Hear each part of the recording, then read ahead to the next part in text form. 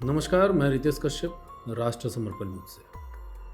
औरंगजेब की क्रूरता की कहानियां पहले तो बड़ी कोशिश हुई कि छुपा ली जाए, फिर भी जो सच है वो बड़ी मुश्किल से छुपता है। तो इतिहास का वो काला अध्याय जो औरंगजेब ने लिखा था, औरंगजेब के कर्मों ने लिखा था, उसे और भी काला बनाने का काम उसके बाद वामपंथियों ने किया।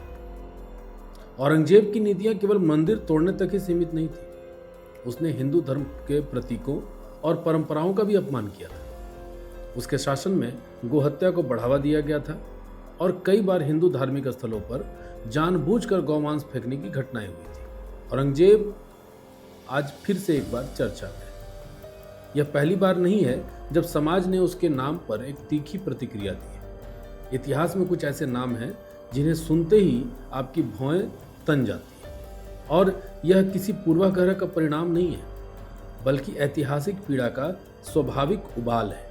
यह वही पीड़ा है जिसे वामपंथी इतिहासकार बार बार ढकने की कोशिश करते हैं। एकेडमिक जगत में उसे कुशल प्रशासक के मुलम्मे में लपेटकर न्यायप्रिय साबित करने का प्रयास किया जाता है। लेकिन सवाल यह है कि एक आतताई के कुकर्मों को तर्कों के मुलम्मे से कितने दिनों तक ढका जा सकता है।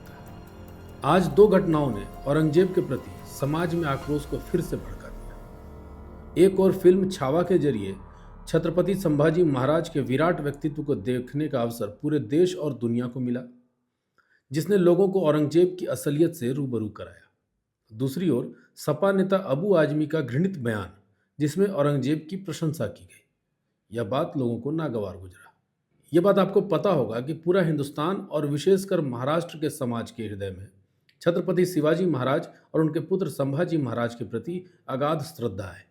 यह समाज औरंगजेब के अत्याचारों की स्मृतियों को आज भी जीवंत रखे हुए है। 1689 में औरंगजेब ने धोखे से छत्रपति संभाजी महाराज को बंदी बनाया था। उन्हें जो अमानवीय यातनाएं दी, वे किसी भी सभ्य समाज को विचलित कर देने वाली है। उनकी आंखें फोड़ दी गई, नाखून उखाड़ लिए गए, जुबान काट दी गई, लेकिन उन्होंने इस्लाम नहीं स्वीकारा। जब समाज उस व्यक्ति को श्रद्धांजलि दे रहा हो जिसने अपने धर्म और मातृभूमि के अपने प्राणों की आहुति दी है, उसी समय कोई औरंगजेब की प्रशंसा करे, यह अपमानजनक नहीं तो और क्या है। हाल ही में महाकुंभ संपन्न हुआ। कुंभ भी औरंगजेब की बर्बरता की ही याद दिलाता है। 1666 में हरिद्वार में औरंगजेब ने कुंभ के मेले पर हमला किया और हजारों हिंदुओं का नरसंहार किया। यह केवल हत्या नहीं थी, बल्कि हिंदू आस्था को अपवित्र करने का प्रयास भी था। आपको बता दें कि औरंगजेब के आदेश पर न केवल काशी और मथुरा के मंदिर ध्वस्त किए गए थे, बल्कि सोमनाथ के मंदिर को भी नष्ट करने का फरमान जारी किया गया था। उन्मादी औरंगजेब ने गुजरात के गवर्नर को पत्र लिखकर निर्देश दिया कि यदि वहां पर फिर से मूर्ति पूजा हुई तो उस मंदिर को पूरी तरह से नष्ट कर दिया जाए। औरंगजेब ने 9 अप्रैल 1669 को हिंदू मंदिरों को गिराने का आदेश जारी किया। काशी विश्वनाथ मंदिर, मथुरा का केशव देवराय मंदिर और अयोध्या के कई मंदिरों का विध्वंस मुगलों की क्रूरता और मजहबी कट्टरता का खुद प्रमाण है। अब हम बताते हैं वामपंथी इतिहासकारों की बदमाशी। वामपंथी इतिहासकार यह सिद्ध करने का प्रयास करते हैं कि पूज्य गुरु तेग बहादुर जी की हत्या राजनीतिक कारणों से हुई थी, लेकिन सच्चाई यह है कि उन्होंने कश्मीरी हिंदुओं की धार्मिक स्वतंत्रता की रक्षा के लिए अपने प्राणों की आहुति दी थी। उनसे इस्लाम कबूल करने को कहा गया था और जब उन्होंने मना किया तो उन्हें क्रूरतापूर्वक मार दिया गया। इसी कारण उन्हें हिंद का चादर भी कहा जाता है। 1679 में औरंगजेब ने हिंदुओं पर जजिया कर फिर से लागू किया। जजिया कोई शासकीय कर नहीं था, बल्कि काफिरों यानी हिंदुओं से वसूली जाने वाली इस्लामिक रंगदारी थी, जिससे उन्हें आर्थिक रूप से कमजोर किया जा सके और अंततः इस्लाम अपनाने को मजबूर किया जा सके। राजपूतों के प्रति औरंगजेब की नीति पूरी तरह से विस्तारवादी और क्रूर थी। उसने मारवाड़ और मेवाड़ पर आक्रमण कर हजारों राजपूतों की हत्या करवाई थी। औरंगजेब को उदार साबित करने का वामपंथी छल और उसकी वास्तविकता क्या है, वो हम आपको बताते हैं।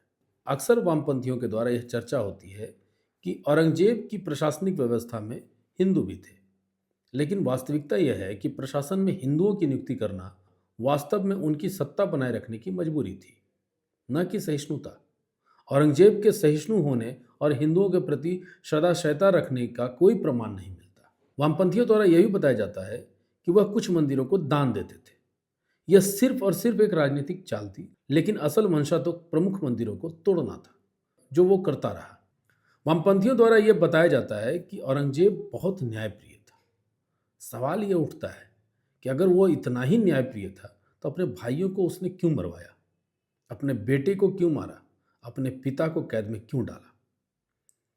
औरंगजेब की प्रशंसा किसी भी रूप में अस्वीकार्य है, क्योंकि यह नाम इतिहास में दर्ज कुछ ऐसे नामों में से है जिसे भूलना बहुत कठिन है।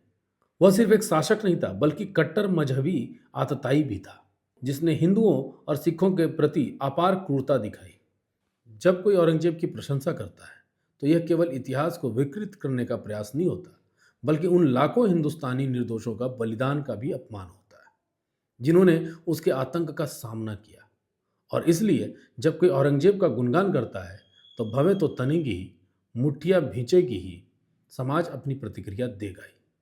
यह लेख पांचजन्य के संपादक हितेश शंकर जी के द्वारा लिखित है।